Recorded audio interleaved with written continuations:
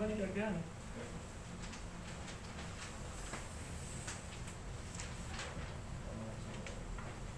Berarti kamu mau 146. 146.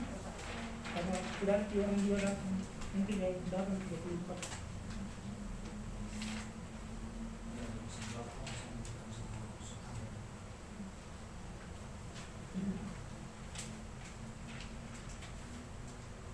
Melalui doa-doa dari para Bapa Suci, ya Tuhan Yesus Kristus Allah kami, kasihanlah dan selamatkanlah kami. Amin. Kemuliaan bagimu ya Allah kami, kemuliaan bagimu ya Raja Surgawi, penghibur, Roh kebenaran di segala tempat, dan segala sesuatu, harta simpanan segala yang baik serta sang pemberi hidup, datanglah dan tinggallah dalam kami, serta bersihkanlah kami dari segala kenajisan, dan selamatkanlah jiwa kami yang memadai. Allah Maha Kudus, Sang Kuasa Maha Kudus, Sang Bapa Maha Kudus, kasihanilah kami. Allah Maha Kudus, Sang Kuasa Maha Kudus, Sang Bapa Maha Kudus, kasihanilah kami. Allah Maha Kudus, Sang Kuasa Maha Kudus, Sang Bapa Maha Kudus, kasihanilah kami. Kemuliaan bagi Sang Bapa, Sang Putra dan Sang Roh Kudus, sekarang dan selalu sepanjang segala abad. Amin. Ya Sang Tritunggal Maha Kudus, kasihanilah kami. Ya Tuhan, ampunilah dosa-dosa kami. Ya Baginda, maafkanlah pelanggaran-pelanggaran kami. Ya Sang Maha Suci, lindungilah kami, dan sembuhkanlah kelemahan-kelemahan kami demi nama-Mu. Tuhan kasihanilah, Tuhan kasihanilah, Tuhan kasihanilah. Kemuliaan bagi Sang Bapa, Sang Putra dan Sang Roh Kudus, sekarang dan selalu serta sepanjang segala abad. Amin. Bapa kami yang ada di dalam surga, dikuduskanlah kiranya nama-Mu. Datanglah kerajaan-Mu. Jadilah kehendak-Mu di atas bumi seperti di dalam surga.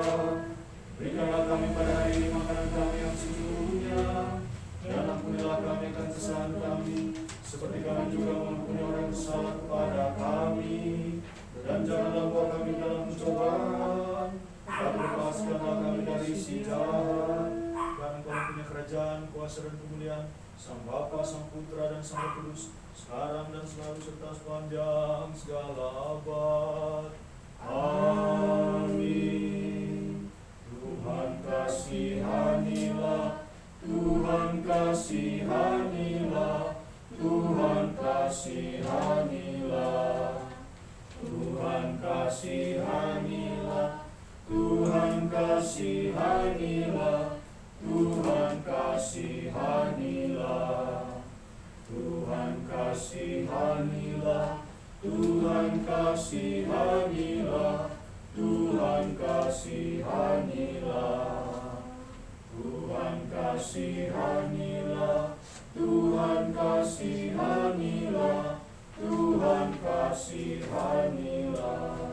Kemuliaan bagi Sang Bapa, Sang Putra dan Sang Roh Kudus, sekarang dan selalu serta sepanjang segala abad. Amin. Marilah kita menyembah dan bersujud pada Raja dan Allah kita. Marilah kita menyembah dan bersujud pada Kristus, Raja dan Allah kita. Marilah kita menyembah dan bersujud pada Kristus sendiri, Raja dan Allah kita. Dengan damai sejahtera, mari kita berdoa kepada Tuhan. Tuhan kasihanilah. Bagi damai dari atas dan bagi keselamatan jiwa kita, mari kita berdoa kepada Tuhan. Tuhan kasihanilah. Bagi perdamaian seluruh dunia, bagi keteguhan gereja-gereja kudus Allah, dan bagi persatuan semua, mari kita berdoa kepada Tuhan. Tuhan kasihanilah. Bagi rumah ini dan bagi mereka masuk ke dalamnya dengan iman, kekusukan serta rasa takut akan Allah, mari kita berdoa kepada Tuhan. Tuhan kasihanilah. Bagi episkop kita Fotius, para presbiter kita yang terhormat, para diaken dalam pelayanan Kristus, dan bagi segenap rohaniwan serta segenap kaum awam, mari kita berdoa kepada Tuhan. Tuhan kasihanilah. Bagi pemimpin negara ini, Bapak Presiden Joko Widodo, bagi negara kita Indonesia, dan bagi mereka yang memerintah negara ini, mari kita berdoa kepada Tuhan. Tuhan kasihanilah. Makassar ini, desa Barongbong ini, dan bagi setiap kota, desa, dan tanah, serta bagi kaum beriman yang tinggal di dalamnya. Mari kita berdoa kepada Tuhan. Tuhan kasihanilah. Bagi cuaca-cuaca yang baik, berlimpahnya hasil bumi, dan bagi masa-masa tentram, mari kita berdoa kepada Tuhan. Tuhan kasihanilah. Bagi mereka dalam perjalanan darat, air, udara, bagi mereka yang sakit, bagi mereka yang menderita, bagi mereka yang tertawan, dan bagi keselamatan mereka, mari kita berdoa kepada Tuhan. Tuhan kasihanilah. Bagi perlepasan kita dari semua kesesakan, murka, bahaya, dan kebutuhan, mari kita berdoa kepada Tuhan. Tuhan kasihanilah. Tolonglah, selamatkanlah, kasihanlah dan lindungilah kami, Allah, dengan rahmat-Mu. Tuhan kasihanilah. Dengan mengenang ibu kita yang tersuci, murni, terberkati dan mulia, Sang Theotokos dan yang selalu perawan Maria, dengan segenap jana suci, marilah kita menyerahkan diri kita sendiri seorang kepada yang lain, dan segenap hidup kita pada Kristus Allah kita. Kepadamu ya Tuhan. Mazmur 103. Pujilah Tuhan hai jiwaku, pujilah namanya yang kudus hai segenap batinku. Pujilah Tuhan hai jiwaku, dan janganlah lupakan segala kebaikannya. Dia yang mengampuni segala kesalahanmu dan menyembuhkan segala penyakitmu. Dia yang menebus hidupmu dari lubang kubur, yang memahkotai engkau dengan kasih setia dan rahmat. Dia yang memuaskan hasratmu dengan kebaikan, sehingga masa mudamu menjadi baru seperti pada burung Raja Wali. Tuhan menjalankan keadilan dan hukum bagi segala orang yang diperas. Dia telah memperkenalkan jalan-jalannya kepada Musa, perbuatan-perbuatannya kepada orang Israel. Tuhan adalah penyayang dan pengasih, yang sabar dan berlimpah kasih setia. Tidak selalu ia menuntut dan tidak untuk selama-lamanya ia mendendam. Tidak dilakukannya kepada kita setimpal dengan dosa kita, dan tidak dibalasnya kepada kita setimpal dengan kesalahan kita. Tapi setinggi langit di atas bumi, demikian besarnya kasih setianya kepada orang-orang yang takut akan Dia. Jauh timur dari barat, demikian dijauhkannya daripada kita pelanggaran kita. Seperti Bapa sayang kepada anak-anaknya, demikian Tuhan sayang kepada orang-orang yang takut akan Dia. Sebab Dia sendiri tahu apa kita. Dia ingat bahwa kita ini debu. Adapun manusia harinya seperti rumput, seperti bunga di padang, demikianlah ia berbunga. Apabila angin melintasinya, maka tidak ada lagi ia, dan tempatnya tidak mengenalnya lagi. Tetapi kasih setia Tuhan dari selama-lamanya sampai selama-lamanya atas orang-orang yang takut akan Dia, dan keadilannya bagi anak cucu, bagi orang-orang yang berpegang pada perjanjiannya, dan yang ingat untuk melakukan kitabnya. Tuhan sudah menegakkan tahtanya di sorga, dan kerajaannya berkuasa atas segala sesuatu. Pujilah Tuhan, hai malaikat-malaikatnya, hai pahlawan-pahlawan perkasa yang melaksanakan firman-Nya dengan mendengarkan suara firman-Nya. Pujilah Tuhan, hai segala tentaranya, hai pejabat-pejabatnya yang melakukan kehendak-Nya. Pujilah Tuhan, hai segala buatannya, di segala tempat kekuasaan-Nya. Pujilah Tuhan, hai jiwaku. Haleluya. Pujilah Tuhan, hai jiwaku. Aku hendak memuliakan Tuhan selama aku hidup, dan mengemasmu bagian aku selagi aku ada. Janganlah percaya kepada para bangsawan, kepada anak manusia yang tidak dapat memberikan keselamatan. Apabila nyawanya melayang, ia kembali ke tanah. Padahal itu juga banyaknya maksud-maksudnya. Berbahagialah orang yang mempunyai yang sebagai penolong, yang harapannya pada Tuhan Allahnya. Dia yang menjadikan langit dan bumi, laut dan segala isinya, dan tetap setia untuk selama-lamanya. Yang menyebabkan keadilan untuk orang-orang yang diperas, yang memberi roti kepada orang-orang yang lapar. Tuhan membebaskan orang-orang yang terkurung. Tuhan membuka mata orang-orang buta. Tuhan menegakkan orang yang tertunduk. Tuhan mengusir orang-orang benar. Tuhan menjaga orang-orang asing. Anak yatim dan anak janda diteguhnya kembali, tapi jalan orang fasik dibukukannya. Tuhan itu raja untuk selama-lamanya. Alam Yesus turun-temurun. Haleluya. Aku percaya pada satu Allah, Sang Bapa yang Maha Kuasa, Pencipta langit dan bumi, dan segala sesuatu yang kelihatan dan tidak kelihatan, dan pada satu Tuhan, Yesus Kristus, Anak Allah, yang dibenarkan dari Sang Bapa sebelum segala zaman, terang yang keluar dari terang, Allah sejati yang keluar dari Allah sejati, yang diperankan dan tempat diciptakan, satu-satu hakikat dengan Sang Bapa, yang mengelilingi segala sesuatu diciptakan, yang untuk kita manusia dan untuk keselamatan kita telah turun dari surga dan dijelma oleh Sang Roh Kudus dari Sang Perawat Maria serta menjadi manusia, telah disalibkan bagi keselamatan kita di bawah pemerintahan Pontius Pilatus, yang menderita sengsara dan dikubur, yang telah bangkit lagi pada hari ketiga sesuai dengan kitab suci, dan telah naik ke surga serta duduk di sebelah kanan Sang Bapa, serta Dia akan datang lagi dalam kemuliaan untuk menghakimi orang hidup maupun orang mati, yang kerajaannya tak akan ada. Dan aku percaya pada Sang Roh Kudus, Tuhan Sang Pemberi hidup, yang keluar dari Sang Bapa, yang bersama dengan Sang Bapa dan Sang Putra yang sembah dan dimuliakan, yang berbicara melalui para nabi. Aku percaya pada Gereja yang satu, kudus, katolik, dan apostolik. Aku mengaku satu baptisan bagi penghapusan dosa-dosa. Aku mengukuhkan kebangkitan orang-orang mati, serta kehidupan selamanya akan datang. Amin. Ya baginda dan Tuhan Allah kami, yang telah menciptakan atas susunan dan bala tentara malaikat, serta malaikat penghulu, untuk melaksanakan pelayanan kemuliaan-Mu di sorga. Anugerahkanlah dengan arak-arakan masuk Injil ini, suatu arak-arakan oleh para malaikat kudus, melayani dengan kami, serta dengan kami memuliakan Engkau karena kebaikan-Mu. Bagimulah semua kemuliaan, hormat, dan sembah, bagi Sang Bapa, Sang Putra, dan Sang Roh Kudus, sekarang dan selalu serta sepanjang segala abad. Amin.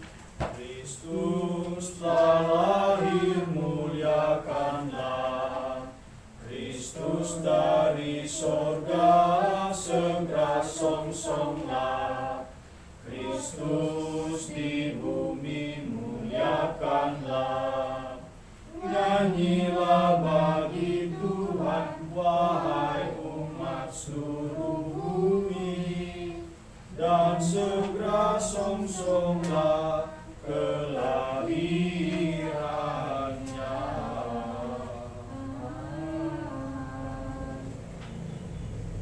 Terberkatilah arak-arakan masuk para orang kudus-Mu, sekarang dan selalu serta sepanjang segala abad. Amin. Hikmat, tegak waspadalah, mari kita menyembah dan bersujud pada Kristus. Selamatkan kami anak Allah yang telah bangkit dari mati, yang menyanyi padamu haleluya. Kita menyanyikan kepada irama 3. Kristus genate doxa sate, Christos ex uranon apantisate, Christos et ihis ipsos dite, asate to Kyrio passaihi, emi proseni, animisate laiote, doxaste. Lanjutkan dengan perhatian dengan ragam dunia gemar.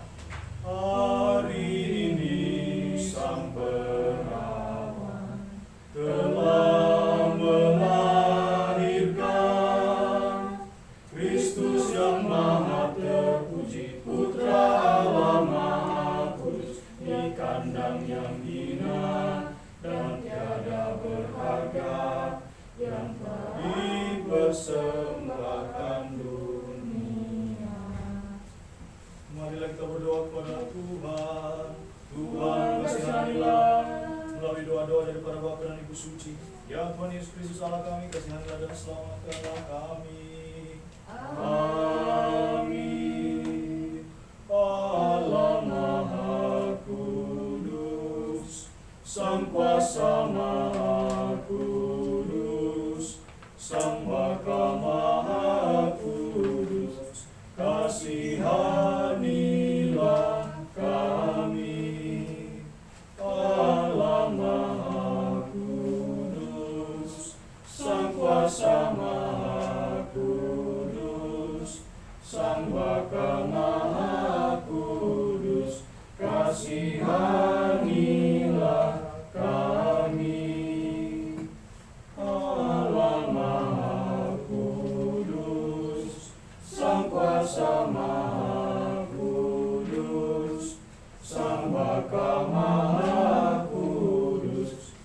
kasihanilah kami. Kemuliaan bagi Sang Bapa, Sang Putra, dan Sang Roh Kudus, sekarang dan selalu serta sepanjang segala abad. Amin. Sang Bapa Maha Kudus, kasihanilah kami. Lebih kuat Allah Maha Kudus, Sang Kuasa Maha Kudus, Sang Bapa Maha Kudus, kasihanilah kami. Ya Allah yang Maha Kudus, yang bersemayam di antara orang-orang kudus-Mu, dan yang dimuliakan oleh para kerubi serta dipuji oleh serafim dengan suara penuh Kristus, dan yang disembah oleh segenap bala tentara sorga. Engkau yang telah menjadikan ada segala sesuatu dari ketiadaan.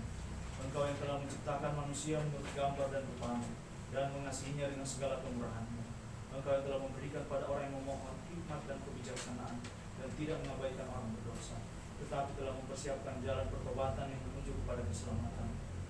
Engkau yang telah menganggap kami hamba-hamba-Mu yang hina dan tidak layak ini, menjadi layak untuk berdiri pada saat ini di depan mezbah kemuliaan-Mu yang suci, dan membawa kehadirat-Mu pemujaan dan pujian yang layak. Semoga kiranya, ya Baginda, Kau menerima dari mulut kami orang-orang berdosa ini kidung trisuci, dan kunjungilah kami di dalam kebenaran-Mu. Ampunilah kami semua pelanggaran kami, baik yang secara sengaja maupun yang tanpa sengaja. Sucikanlah jiwa kami dan tubuh kami, dan anugerahkanlah kepada kami, supaya kami dapat menyembah Engkau dalam kesucian di segala hari-hari kehidupan kami. Oleh doa permohonan dari Sang Theotokos dan semua orang-orang kudus yang sejak permulaan zaman telah memperkenankan Engkau, karena Engkau ya Allah kami adalah kudus, dan kepadamu kami sampaikan kemuliaan pada Sang Bapa, Sang Putra, dan Sang Roh Kudus, sekarang dan selalu serta sepanjang segala abad. Amin. Mari memperhatikan. Bermasmurlah bagi Allah, bermasmurlah, bermasmurlah bagi Raja kita, bermasmurlah. Hikmat. Pembacaan diambil dari surat Paulus pada gereja di Galatia, pasalnya yang keempat, ayat 4 sampai ayat yang ke-7. Mari kita memperhatikan. Tetapi segala genap waktunya, maka Allah mengutus anaknya yang lahir dari seorang perempuan dan takluk kepada hukum Taurat. Ia diutus untuk menebus mereka yang takluk kepada hukum Taurat, supaya kita diterima menjadi anak. Dan karena kamu adalah anak, maka Allah telah menyuruh roh anaknya ke dalam hati kita yang berseru, ya Abba, ya Bapa. Jadi kamu bukan lagi hamba, melainkan anak. Jikalau kamu anak, maka kamu juga adalah ahli-ahli waris oleh Allah. Kiranya damai sejahtera Allah menyertai kita semua. Haleluya, haleluya, haleluya. Ya Baginda yang Maha Pengasih, jadikanlah cahaya murni dari pengetahuan akan Engkau itu bersinar dalam kami, dan bukalah mata pikiran kami untuk mengerti berita dari Injil-Mu. Penuhilah kami dengan rasa gentar akan perintah-perintah-Mu yang terberkati itu, agar dengan menginjak-injak keinginan-keinginan kedagingan kami, boleh kiranya kami mencari keluargaan di sorga, dan agar kiranya kami boleh melakukan hal-hal yang memperkenankan Engkau. Karena Engkau ya Kristus Allah kami adalah sumber terang bagi jiwa dan tubuh kami, dan kepadamu kami sampaikan kemuliaan dengan Bapa-Mu yang kekal serta Roh-Mu yang Maha Kudus, sekarang dan selalu serta sepanjang segala abad. Amin. Hikmat, berdirilah tegak, marilah kita mendengarkan Injil suci. Kiranya damai sejahtera Allah menyertai kita semua, dan bagi kita semua. Pembacaan dari Injil suci adalah menurut Injil Matius, pasalnya yang pertama, ayatnya yang ke-18 sampai dengan ke-25, dan Matius pasal 2 ayat 1 sampai 12. Mari kita memperhatikan. Kemuliaan bagi-Mu ya Tuhan, kemuliaan bagi-Mu. Kelahiran Yesus Kristus adalah seperti berikut.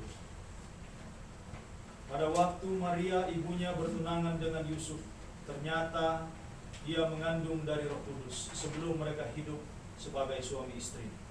Karena Yusuf suaminya seorang yang tulus hati dan tidak mau mencemarkan nama istrinya di muka umum, ia bermaksud menceraikannya dengan diam-diam. Tetapi ketika ia mempertimbangkan maksud itu, malaikat Tuhan nampak kepadanya dalam mimpi dan berkata, Yusuf anak Daud, janganlah engkau takut mengambil Maria sebagai istrimu, sebab anak yang di dalam kandungannya adalah dari Roh Kudus. Ia akan melahirkan anak laki-laki, dan engkau akan menamakan dia Yesus, karena dialah yang akan menyelamatkan umatnya dari dosa mereka. Hal itu terjadi supaya genaplah yang difirmankan Tuhan oleh Nabi. Sesungguhnya anak darah itu akan mengandung dan melahirkan seorang anak laki-laki, dan mereka akan menamakan dia Immanuel, yang berarti Allah menyertai kita. Sesudah bangun dari tidurnya, Yusuf berbuat seperti yang diperintahkan malaikat Tuhan itu kepadanya. Ia mengambil Maria sebagai istrinya, tetapi tidak bersetubuh dengan dia sampai ia melahirkan anaknya laki-laki, dan Yusuf menamakan dia Yesus. Sesudah Yesus dilahirkan di Bethlehem di tanah Yudea pada zaman Raja Herodes, datanglah orang-orang Majus dari timur ke Yerusalem dan bertanya-tanya, di manakah dia, raja orang Yahudi yang baru dilahirkan itu? Kami telah melihat bintangnya di timur, dan kami datang untuk menyembah dia. Ketika Raja Herodes mendengar hal itu, terkejutlah ia beserta seluruh Yerusalem. Maka dikumpulkannya lah semua imam, kepala, dan ahli Taurat bangsa Yahudi. Lalu dimintanya keterangan dari mereka di mana Mesias akan dilahirkan. Mereka berkata kepadanya, di Bethlehem di tanah Yudea, karena demikianlah ada tertulis dalam kitab Nabi. Dan engkau Bethlehem tanah Yehuda, engkau sekali-kali bukanlah yang terkecil di antara mereka yang memerintah Yehuda. Karena daripadamu akan bangkit seorang pemimpin yang akan menggembalakan umatku Israel. Lalu dengan diam-diam Herodes memanggil orang-orang Majus itu dan dengan teliti bertanya kepada mereka, bila mana bintang itu nampak. Kemudian ia menyuruh mereka ke Bethlehem, katanya, pergi dan selidikilah dengan seksama hal-hal mengenai anak itu, dan segera sesudah kamu menemukan dia, kabarkanlah kepadaku, supaya aku pun datang menyembah dia. Setelah mendengar kata-kata raja itu, berangkatlah mereka, dan lihatlah bintang yang mereka lihat di timur itu mendahului mereka, hingga tiba dan berhenti di atas tempat di mana anak itu berada. Ketika mereka melihat bintang itu, sangat bersukacitalah mereka. Maka masuklah mereka ke dalam rumah itu, dan melihat anak itu bersama Maria ibunya, lalu sujud menyembah dia. Mereka pun membuka tempat harta bendanya, dan mempersembahkan persembahan kepadanya, yaitu emas, kemenyan, dan mur. Dan karena diperingatkan dalam mimpi, supaya jangan kembali kepada Herodes, maka pulanglah mereka ke negerinya melalui jalan lain. Kemuliaan bagimu ya Tuhan, kemuliaan bagimu. Silakan duduk.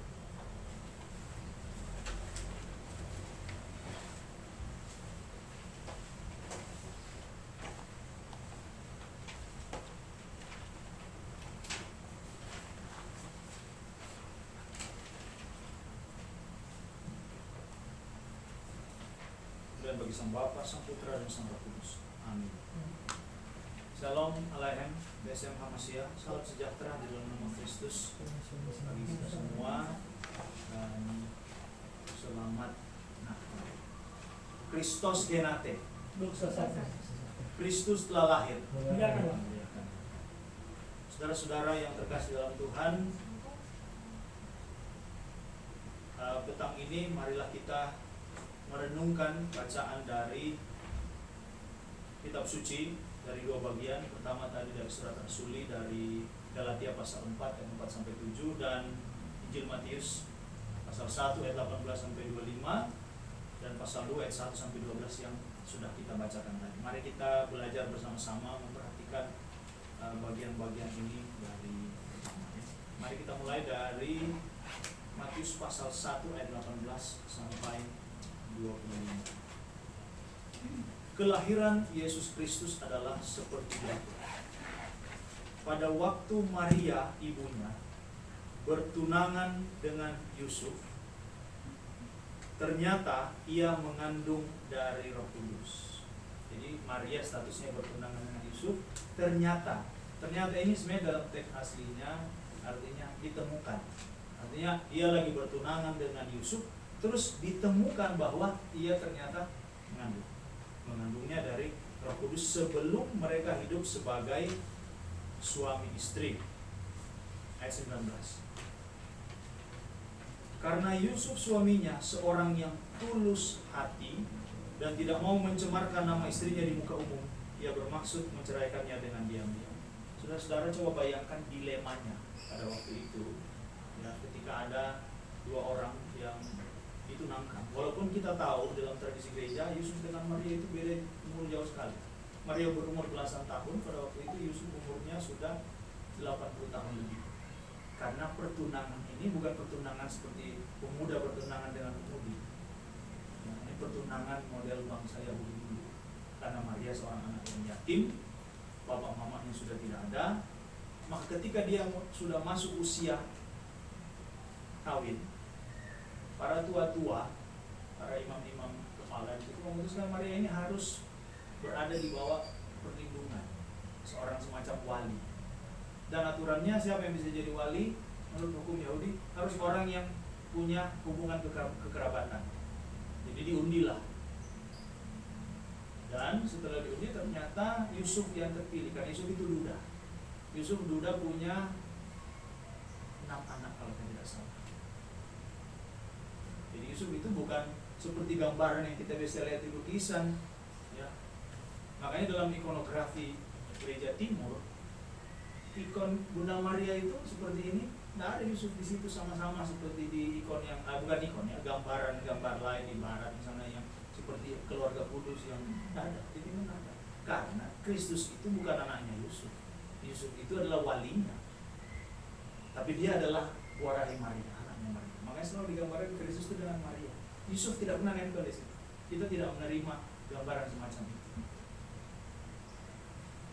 Jadi Yusuf dikatakan seorang yang tulus hati, walaupun mungkin dia secara manusia dilema bukan karena apa?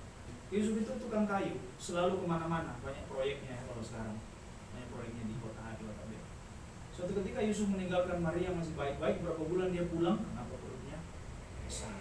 Itu kan aib dalam tanda kutip ya. Tinggal di rumahnya dia, kok pulang-pulang dia nggak ada di rumah, ini perempuan ini hamil. Itu akan jadi skandal kan? Skandal itu dari bahasa Yunani skandalon, artinya batu sandungan. Skandal. Jadi batu sandungan. Jadi Yusuf dilema. Tetapi dikatakan kitab suci, Yusuf itu adalah seorang yang tulus hati. Dalam bahasa Inggris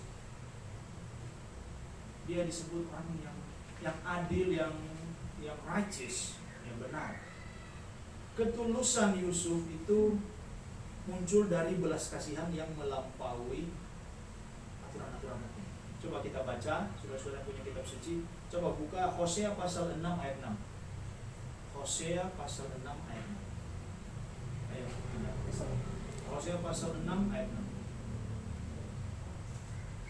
Kenapa Yusuf? Ya, kita lihat dulu apa maksudnya tulus. Ya.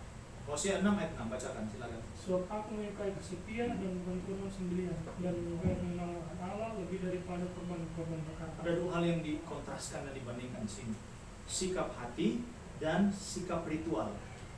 Apa yang pertama? Aku lebih menyukai kasih setia itu sikap hati daripada korban sembelihan. Korban sembelihan itu ritual, diatur dalam hukum kan? Oh, harus bikin korban ini. Terus lanjutannya? Menyukai pengenalan akan Allah. Pengenalan akan Allah itu juga sikap hati dibanding dengan korban-korban bakaran. Nah, berarti ritual luar tanpa diikuti dengan sikap hati itu percuma.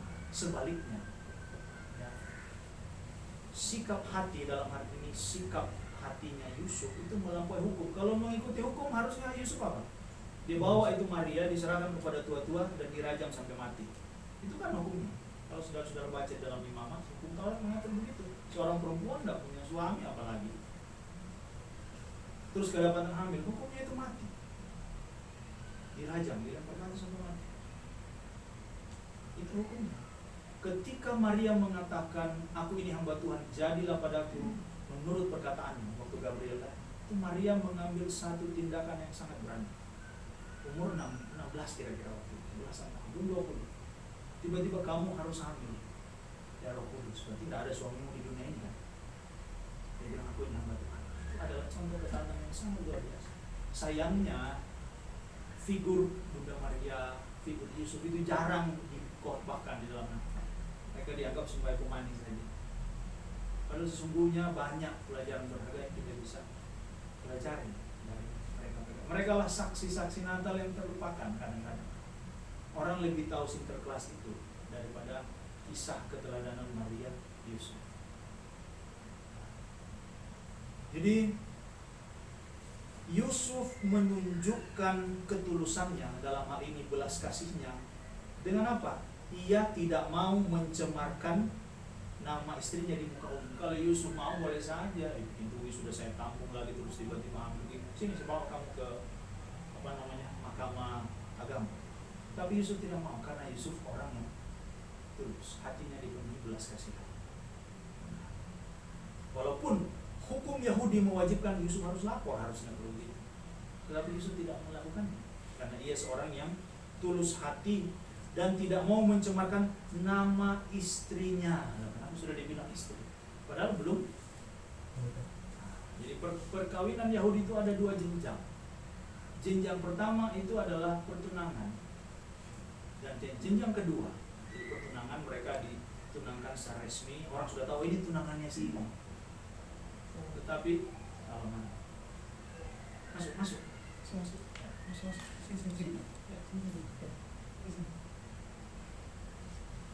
Tetapi nanti kalau mereka sudah hidup bersama sebagai suami istri, punya hubungan suami istri, itulah baru betul-betul perkawinan itu menjadi full, menjadi penuh.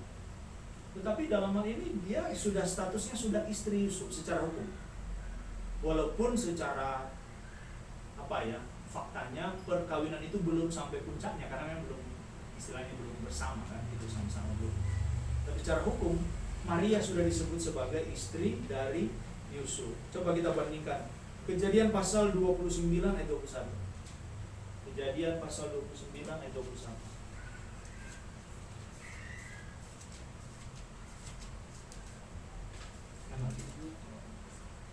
Kejadian 29 ayat 21. Coba dulu. Sudah itu berkatalah Yakub kepada Laban, berikanlah padaku bapa istriku itu, sebab jangka waktuku telah genap supaya aku kawin dengan dia. Nah, berikanlah kepadaku bakal istriku itu. Coba sebentar ya, saya buka.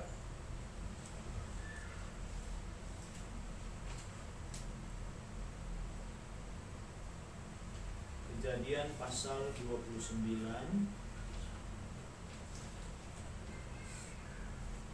Ya, berikanlah kepadaku bakal istriku itu, sebab jangka waktuku telah genap supaya aku akan kawin dengan dia. Lalu ada yang punya terjemahan Inggris nggak? Kita baca. Kejadian 29 ayat 21.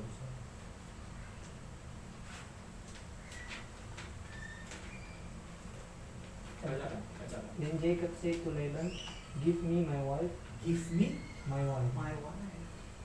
Bukan bakal istriku. Di dalam teks aslinya, berikanlah kepadaku istriku itu. Ini kelebihan. Iya, give me my wife, bukan my going to be wife, enggak. Berikanlah kepadaku istriku, padahal kan belum. Makanya orang secara hukum Yahudi pun kalau dia sudah bertunangan sudah disebut istri.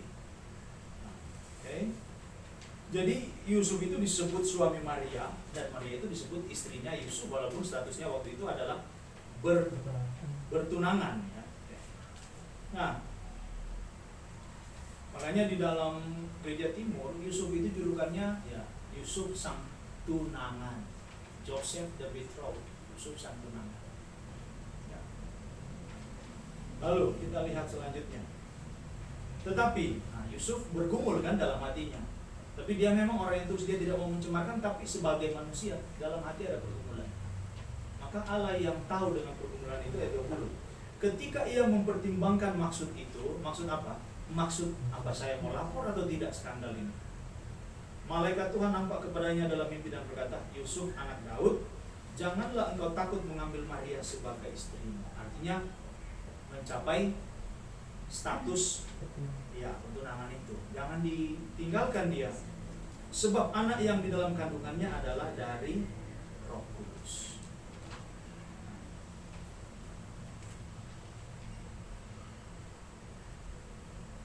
Kedatangan malaikat ini meruntuhkan asumsi Yusuf yang tidak-tidak. Karena berarti kehamilan seorang perawan, mengandungnya seorang perawan, membuktikan bahwa Kristus itu adalah ilahi. Bapaknya bukan manusia. Maka kehamilan Maria ini sebagai seorang perawan itu menjadi satu tanda yang nanti menggenapi nubuatan. Kita lihat ayat 21. Ia akan melahirkan anak laki-laki dan engkau akan menamakan dia Yesus, karena dialah yang akan menyelamatkan umatnya dari dosa mereka. Dalam bahasa Yunani-nya Yesus, bahasa Aramnya Yasua atau Yosua. Yah itu Yahweh, Sua itu menyelamatkan. Makanya dibilang di sini karena dialah yang akan menyelamatkan umatnya dari dosa. Hal itu terjadi, apa hal itu terjadi? Hal yang mana? Bahwa perempuan itu mengandung kan, perawan itu mengandung. Terjadi supaya genaplah yang difirmankan Tuhan oleh Nabi. Nabi siapa? Nabi Yesaya. Sesungguhnya anak darah. Nah ini memang dalam teks Masoret yang mereka menggunakan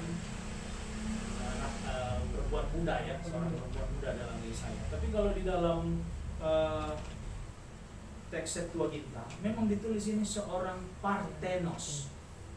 Kalau kita buka terjemahan Inggris, a virgin, seorang perawan. Nah, kalau seorang perempuan muda mengandung, ya itu biasa karena belum tentu perempuan muda itu seorang perawan. Mungkin dia kawin umurnya muda sekali ya seorang perempuan muda. Tapi kata Parthenos secara spesifik mengacu kepada perawan. Maka kehamilannya bukan kehamilan biasa. Maka kehamilan itu merupakan satu tanda. Di Yesaya bunyinya kan Allah sendiri akan memberikan kepadamu satu pertanda. Itu bunyinya. Maka peristiwa ini disebut sebagai pertanda. Karena kalau perempuan biasa melahirkan bukan pertanda, itu kehamilan. Ini kehamilan yang spesial, makanya disebut sebagai pertanda. Kalau saya tidak salah, bahkan di Quran dikutip kehamilan Maria itu adalah aku akan memberikan kepadamu pertanda. Suatu tanda ketika Maryam itu hamil. Tapi kita tidak ada urusan dengan itu. Bagi kita, kehamilan seorang perawan betul-betul adalah pertanda. Itu bukan kehamilan biasa. Itu adalah mujizat. Mari. Dan mereka akan menamakan dia Immanuel, yang berarti Allah menyertai kita.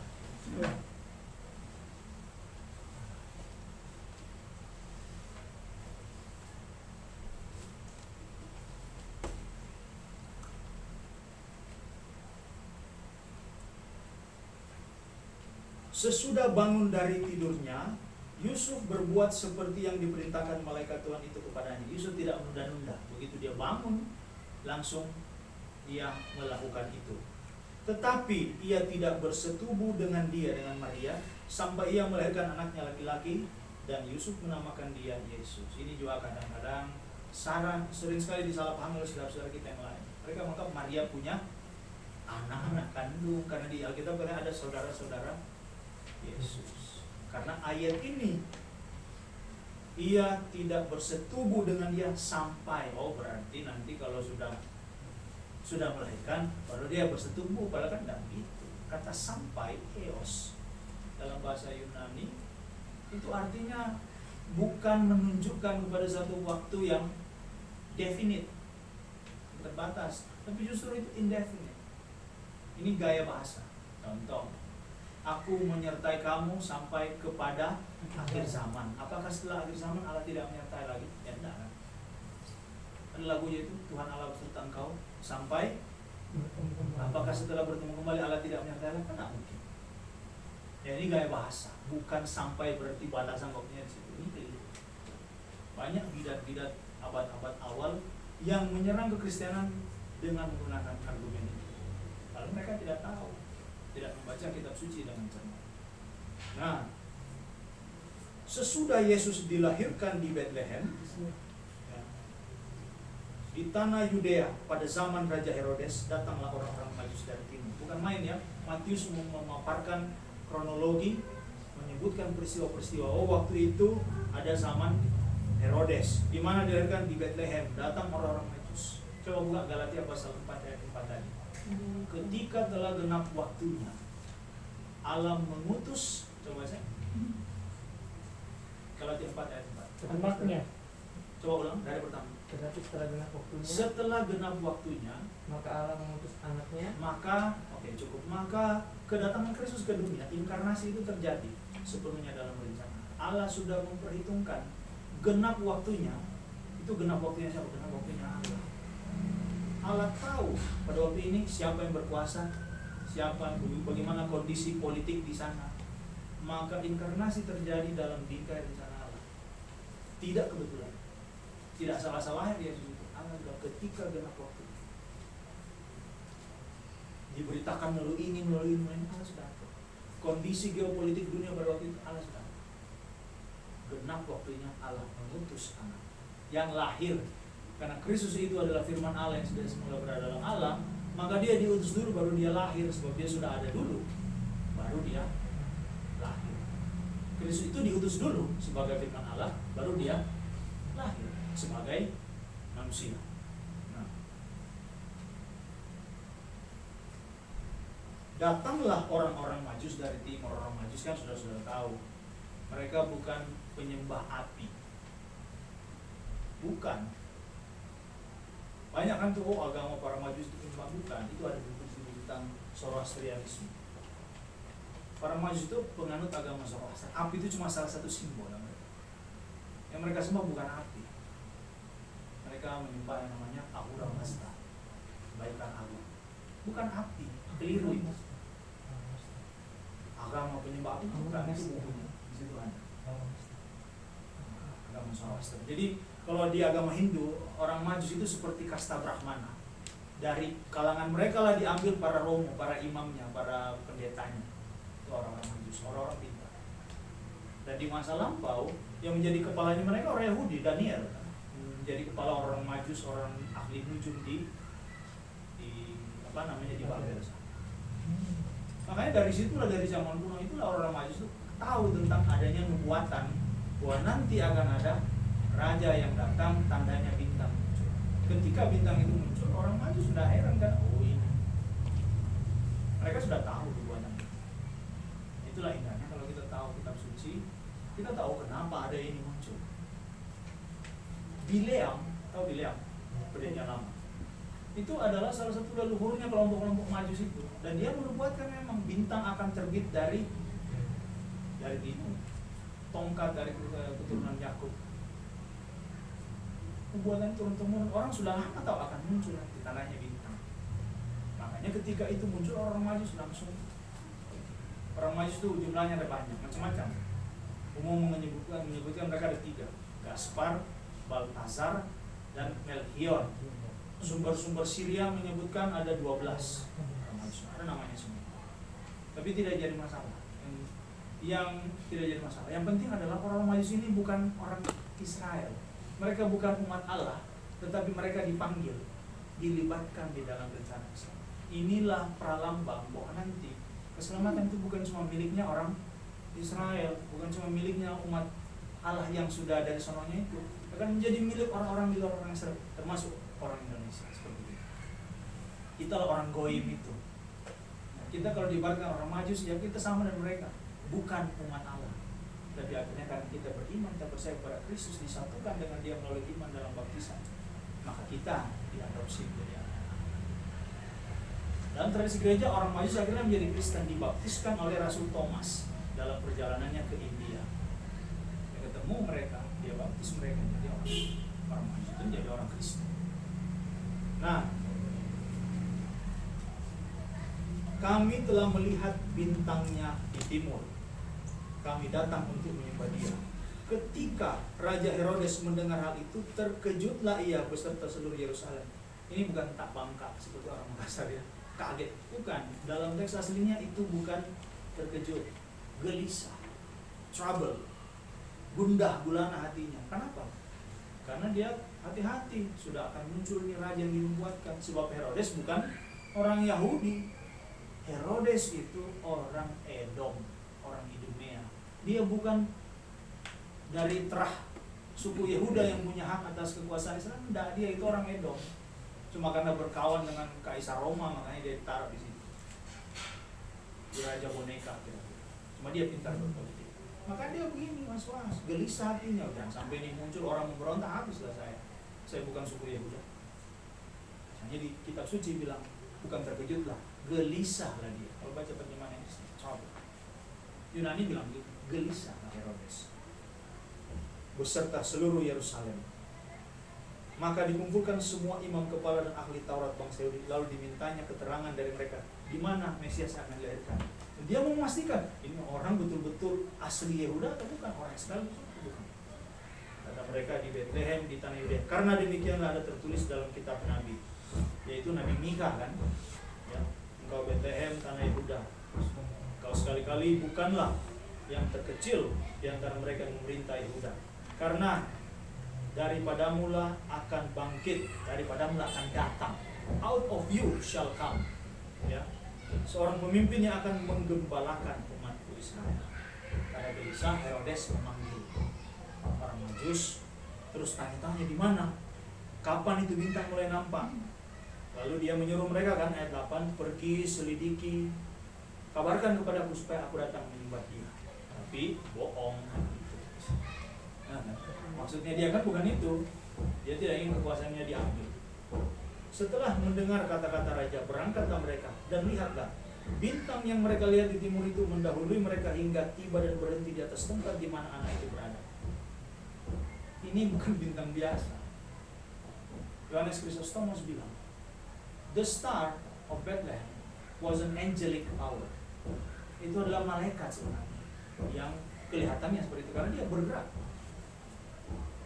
Bukan diam-diam saja, berhenti di atas tempat di mana anak itu berada. Bayangkan saja kalau ada bintang bersinar di kota Makassar, ingin menunjukkan rumah saya misalnya, kelihatan dari Pindrang mungkin ya, ada bintang dari Makassar. Memangnya kalau sampai di Makassar, oh bintang dari kamu langsung tahu di mana rumah saya? Enggak kan? Masih umum sekali. Tapi kalau bintang itu turun kira-kira kayak begini pendeknya ya, tidak mungkin beginilah, mungkin di atas itu. Pas di atas rumah, itu kan dia bergerak menunjukkan langsung oh di sini tempat. Berhenti tepat di atas rumah. Maka bapak gereja bilang itu bukan bintang biasa, itu malaikat. Angelic power yang menunjukkan jarak di sini tempat. Berapa banyak rumah kira-kira di Bethlehem? Kalau dia cuma berhenti secara random di atas, apa langsung ditaruh mana? Enggak. Di tepat di atas anak itu.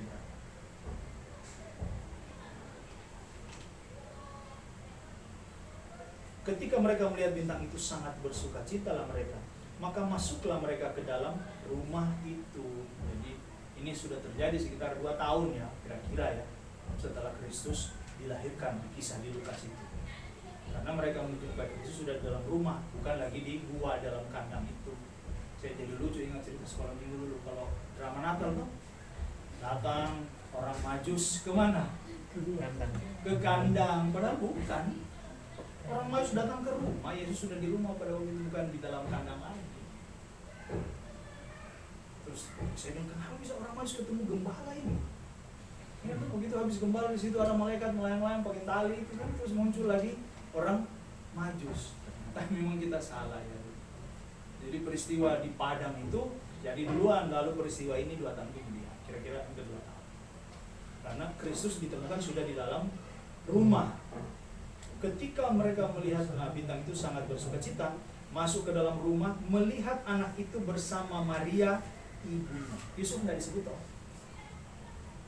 Nah, kalau kita di sini tetapi melahirkan menjenguk di apa itu?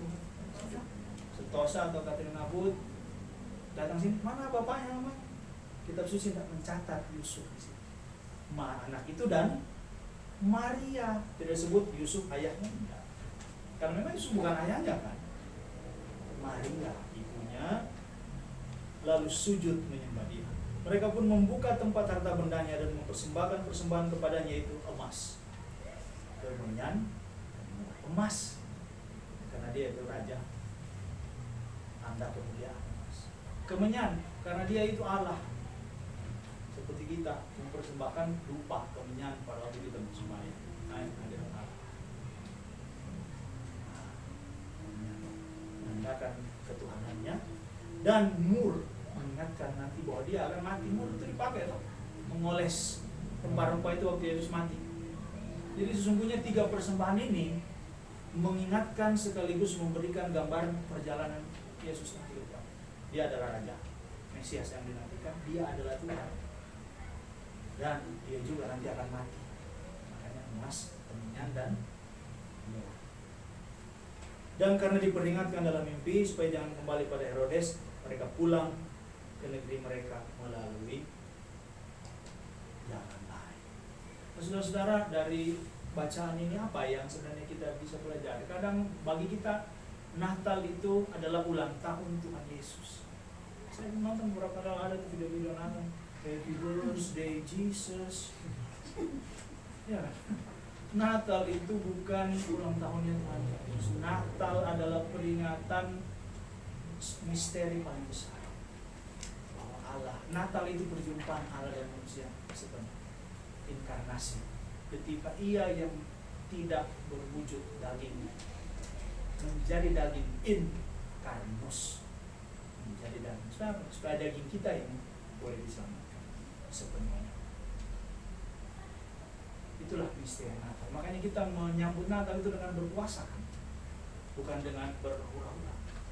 Karena itu peristiwa besar. Tidak ada kematian tanpa kelahiran. Tidak ada kebangkitan. Jadi inkarnasi peristiwa yang sangat agung, yang dengan itu Allah menjumpai manusia sepenuhnya. Jadi masa lampau Allah berkarya dalam hidup manusia, tapi dari luar.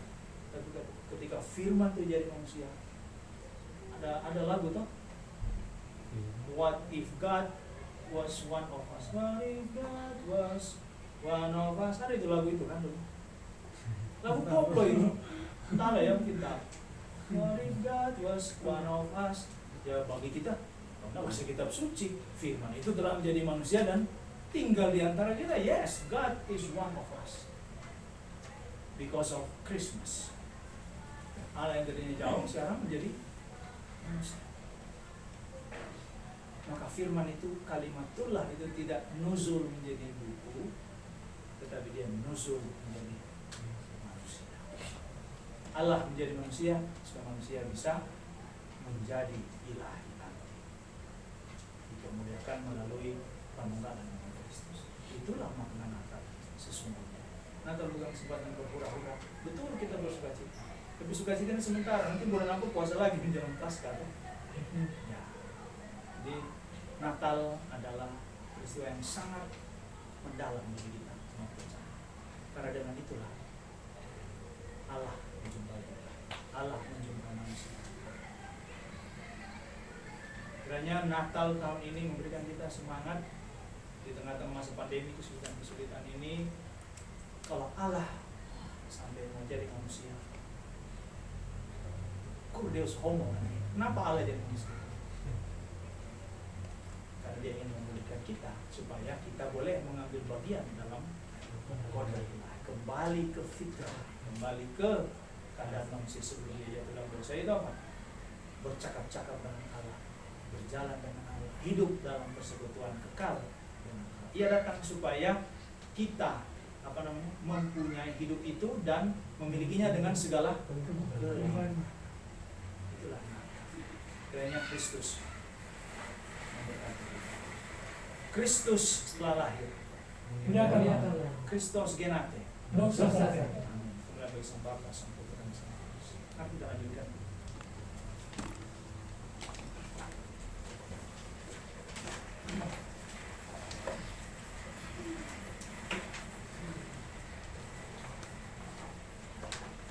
Ingatlah akan kami ya Tuhan apabila Engkau datang dalam kerajaan. Ingatlah kami apabila Engkau datang dalam kerajaan. kudus, apabila kau datang dalam kerajaan-Mu.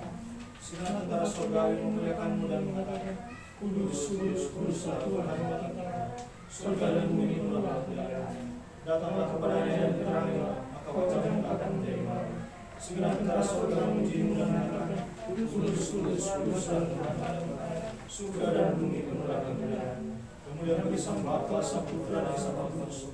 Segenap tentara surga memuji-Mu dan mengatakan, Kudus, kudus, kuduslah Tuhan Allah tentara. Surga dan bumi penuh kemuliaan-Nya. Sekarang dan selalu sepanjang segala abad.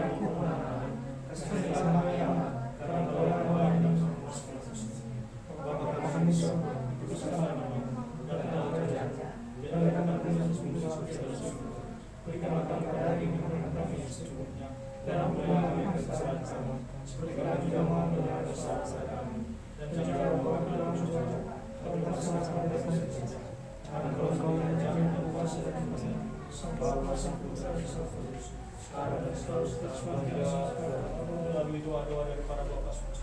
Ya Tuhan Yesus Kristus Allah kami, kasihanlah dan selamatkanlah kami. Amin. Kita menyanyikan Proparia Natal Irama 4 dengan ragam alam kudus. Lahiranmu ya Sang Kristus, aku sebarkan terang hikmat.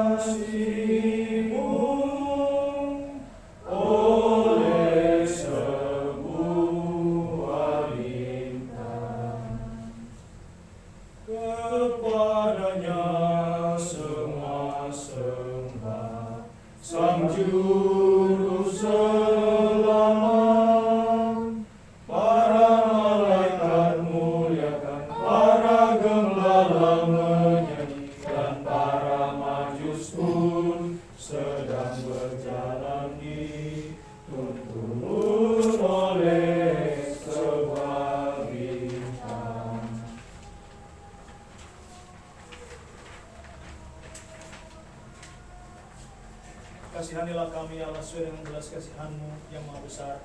Dengarkanlah kami dan kasihanilah. Tuhan kasihanilah, Tuhan kasihanilah, Tuhan kasihanilah. Tolonglah, selamatkanlah, kasihanlah dan lindungilah kami Allah dengan rahmat-Mu. Tuhan kasihanilah, Tuhan kasihanilah, Tuhan kasihanilah. Bagi sepenuh hari ini agar boleh hidup sempurna, suci, damai dan tanpa berbuat dosa, mari kita berdoa kepada Tuhan. Tuhan kasihanilah, Tuhan kasihanilah, Tuhan kasihanilah.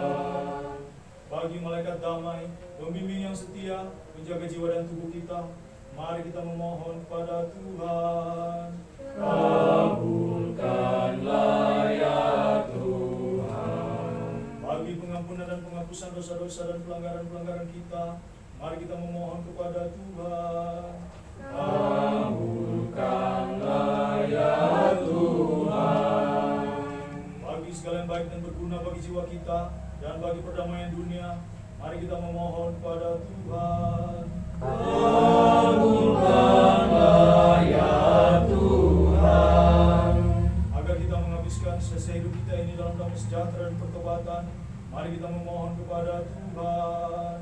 Kabulkanlah ya Tuhan.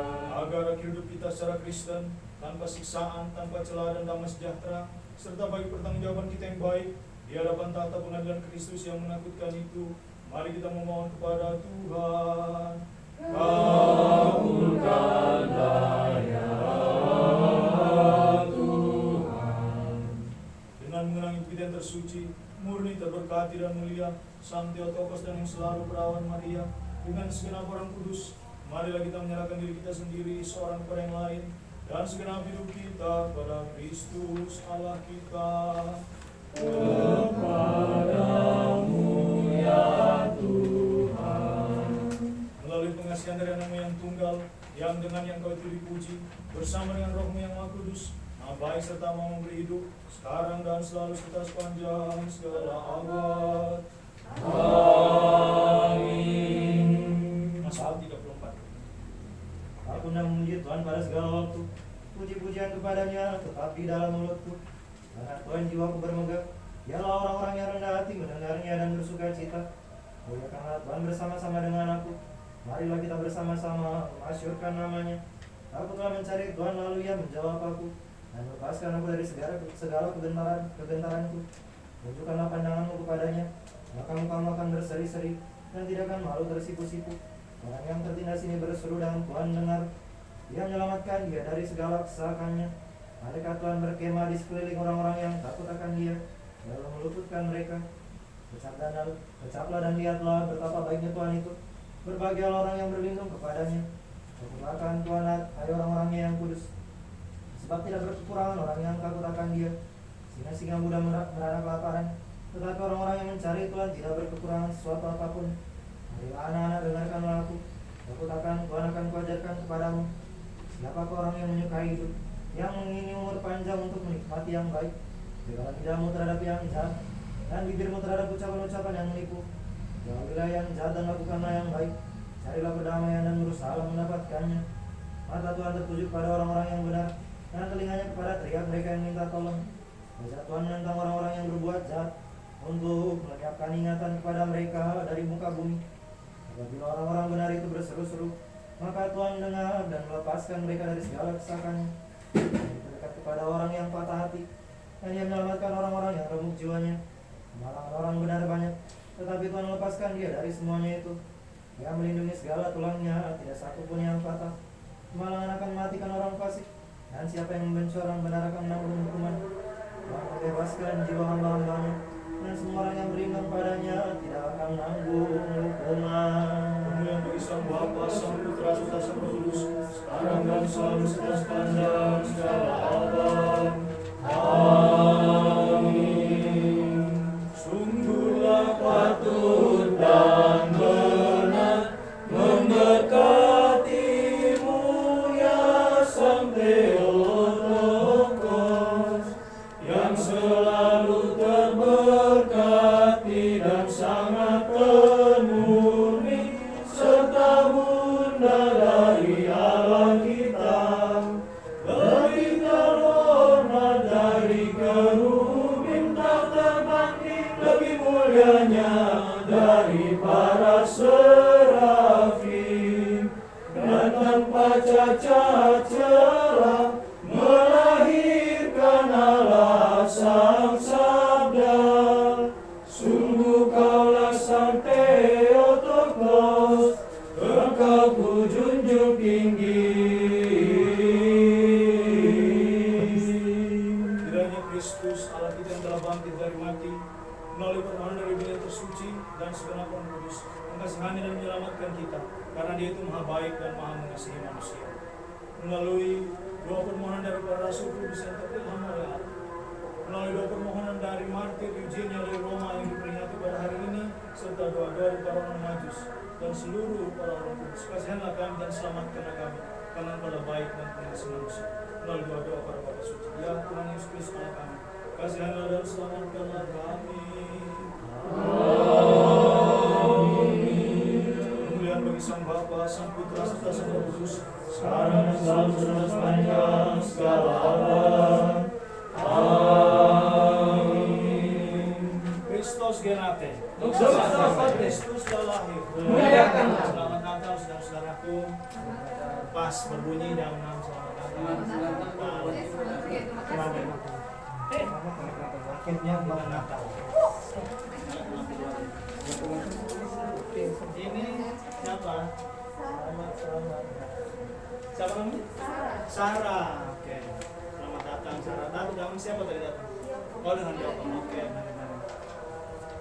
Aduh, Pak Stef, saya kira enggak ada. Iya, aduh. Akhirnya nih. Kristus genate. Udah, mana nih? Bawa bikinan mau kita foto. Ada juga. Saya istimewa nih.